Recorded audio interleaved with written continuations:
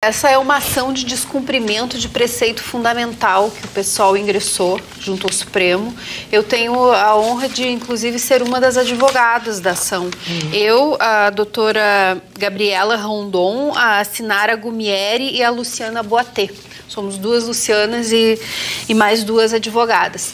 E nós ingressamos com essa ação de descumprimento por uma questão, primeiro, de justiça. Por quê? Eu acho que a gente não deve debater essa questão do ângulo sou contra ou a favor do aborto.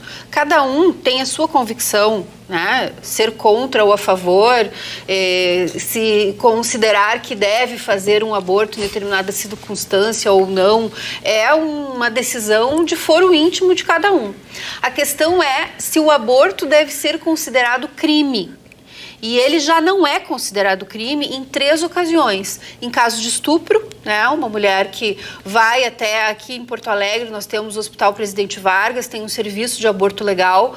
Se a mulher vai lá, diz que foi estuprada, ela não precisa nem fazer boletim de ocorrência, ela passa por psicólogos, assistentes sociais e ela tem direito ao aborto. Em caso de risco de vida para gestante ou em caso de anencéfalo, né? O bebê que não tem cérebro e, portanto, não tem viabilidade de vida. Então, já há legalidade nessas três circunstâncias. E o que nós alegamos, né, é que o aborto ele é uma realidade. Ele acontece, as mulheres recorrem a serviços clandestinos e ele é a 5ª causa de morte materna no Brasil. Então, muitas mulheres morrem fazendo abortos clandestinos e abortos das formas mais horrendas que se pode imaginar, com agulha de tricô, ou com medicamentos que causam sangramento e depois vão para o hospital e não conseguem salvar o útero e ficam nunca mais podendo engravidar. Então, são muitas as consequências, né? Então, a gente deve pensar essa questão assim, uma mulher que recorre ao aborto, ela deve ser punida com pena de detenção, como estabelece nosso Código Penal, no artigo 124, 1 a 3 anos de detenção. A nossa alegação é que isso viola a dignidade da mulher, viola a sua autonomia, que ser mãe não pode ser uma imposição, levar uma gravidez adiante não pode ser um fardo, como no caso do estupro já aceita essa ideia de que a gravidez não pode ser levada adiante como um fardo. E muitas mulheres que não têm condições financeiras para ter filhos e acabam tendo porque ficam com medo de recorrer a um aborto clandestino, e isso também traz consequências na sua vida, na sua família, no seu desenvolvimento enquanto mulheres, enquanto meninas, muitas vezes muito jovens. Então, a ideia é pensar a interrupção da gravidez como uma questão de autonomia da mulher e dela ter direito a decidir, né, se quer ou não ter esse filho. É óbvio que a gente precisa ter planejamento familiar, a gente já falou disso aqui, né, maior acesso das mulheres à informação.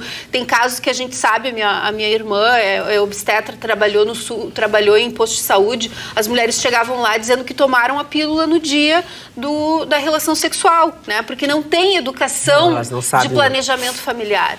Então, a gente precisa ter um pacote de medidas aí para que o aborto seja, como ele é já hoje, mesmo no caso clandestino, o último recurso, né? Mas que ele não seja um último recurso que coloque em risco a vida das mulheres que não têm dinheiro para pagar, porque a gente sabe que quem tem dinheiro recorre às clínicas clandestinas e faz com a maior tranquilidade, com a maior segurança. Então, é para poupar também a vida dessas mulheres. Eu acho que, primeiro, que quem é contra não faça, né? Não defenda e não faça. Agora, eu acho que para ser contra e ser coerente nessa linha de raciocínio de defesa da vida, deveria ser contra em qualquer circunstância, porque que a vida do feto que foi resultado de um aborto vale menos do que a vida do feto que foi resultado de uma relação sexual que a mulher não estava muito afim, mas o marido impôs para ela, por exemplo. Né? Por que a vida da mãe vale mais do que a vida do feto no caso de risco de vida para gestante? Então, tudo isso são dilemas éticos que cada um tem que decidir o que fazer. Se a pessoa é estuprada e considera que fazer um aborto é um assassinato, ela não deve fazer o aborto. Porque ela está se sentindo, além de passar pelo horror de ser estuprada, ela está sendo uma assassina, sob esse raciocínio. Né? Eu não acho que seja isso, e eu acho que a posição de quem não tem essa visão da vida, que é uma visão religiosa, não é uma visão biológica, deve ser respeitada. Então é a mesma coisa do casamento homossexual. Você é contra o casamento homossexual? Não case com alguém do mesmo sexo, mas permita que outras pessoas que queiram casar se casem. E o aborto é não só uma realidade, porque são 73 milhões de interrupções de gravidez no mundo que se estima que acontecem, mas ele já é legalizado em 77 países. E justamente nos países da Europa, grande parte é legalizado, nos Estados Unidos, em vários estados é legalizado, porque se tem a visão de que a mulher é que tem que decidir se ela quer dar continuidade a essa gravidez ou não, como ela tem esse direito de decidir no caso do estupro ou do risco de vida da sua própria vida. Então, é uma decisão de foro íntimo? Sim, é uma decisão de foro íntimo. Cada um tem que ter a sua escolha, mas essa escolha não pode ser imposta pelo Estado numa lógica de que, você não tem dinheiro para pagar, então você vai ter que levar à frente essa gravidez. Porque se você tiver dinheiro para pagar, você vai poder fazer o aborto com toda segurança. Essa é a lógica Marconi, que se sobrepõe a essa discussão.